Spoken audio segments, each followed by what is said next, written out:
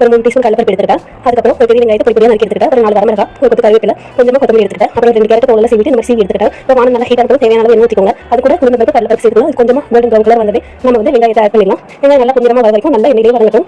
இந்த ஸ்டேஜில் நம்ம எடுத்துக்கிட்ட வரமிளகாய் சேர்த்துக்கணும். நீங்கள் காரத்துக்கு ஏற்ற மாதிரி சேர்த்துக்கோங்க. இப்போ நல்லா வதங்கட்டும்.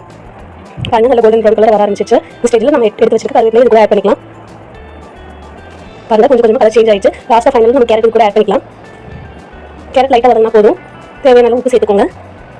இப்போ கொத்தமல்லி சேர்த்துக்கலாம். அது கூடவே கேரட் கொத்தமல்லியோட பச்சை வாசனை போன அப்புறம் அது கூடவே காரத்துக்கு ஏற்ற மிளகாத்தூள் சேர்த்துக்கோங்க. நான் வந்து 1 டீஸ்பூன் மிளகாத்தூள் சேர்த்துருக்கேன். 1 டீஸ்பூன் மஞ்சள் தூள் சேர்த்துருக்கேன். நீங்கள் காரத்துக்கு ஏற்ற மாதிரி சேர்த்துக்கோங்க மிளகாத்தூள்.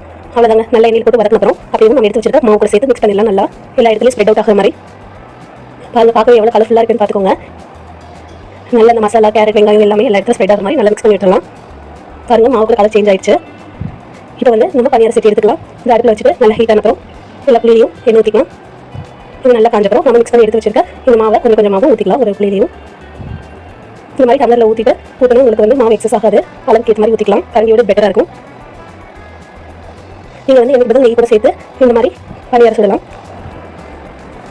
இப்போ ஒரு 2 மினிட்ஸ் வந்து நல்லா எண்ணெயிலேயே ஒரு பக்கமாக வந்து பனியார வேகட்டும். பாருங்கள் நல்லா எண்ணெயில் சூப்பராக கலர் சேஞ்ச் ஆகி வரும். இப்போ மற்ற பக்கமாக திருப்பி போட்டுடலாம். பாருங்கள் பார்க்கவே கலர்ஃபுல்லாக இருக்குது. 2 சைடுமே மாவு இல்லாமல் நல்ல எண்ணெயில் பனியாரம் வந்து கொஞ்சம் வரட்டும். இது ரொம்ப ஹெல்த்தியும் கூட. நீங்கள் வந்து எண்ணெய் வந்து தேவைக்கேற்ற மாதிரி சேர்த்துக்கோங்க. பாருங்கள் 2 பக்கமே சூப்பராக இருந்துச்சு. நல்லா கோல்டன் ப்ரௌன் கலராக வந்துச்சு. இப்போ நம்ம வந்து ஒரு பிளேட்டில் வந்து இதை மாற்றிடலாம். கொஞ்சம் கொஞ்சமாக எடுத்துகிட்டு நான் வந்து சில்கானி வச்சு தான் எடுக்கிறேன். நீங்கள் வந்து ஸ்பூன் வச்சு கூட எடுத்துக்கலாம்.